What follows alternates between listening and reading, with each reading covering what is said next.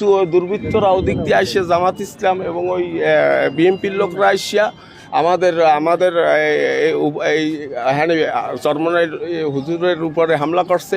এর জন্য আর কি আমাদের কাকার ভাবমূর্তি নষ্ট করার জন্য তারা এটা ষড়যন্ত্রমূলক করছে। এই হামলাটা করছে প্রার্থীরা নৌকার প্রার্থীরা বা কর্মীদের উপরে।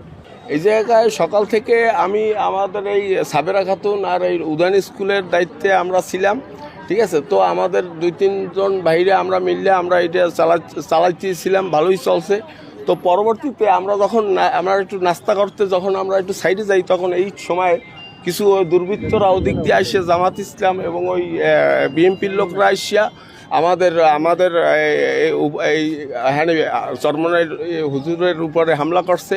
এর জন্য আর কি আমাদের কাকার ভাবমূর্তি নষ্ট করার জন্য তারা এটা ষড়যন্ত্রমূলক করছে। এটা আমরা খুবই দুঃখজনক যে আমরা এই রকমের ছিলাম।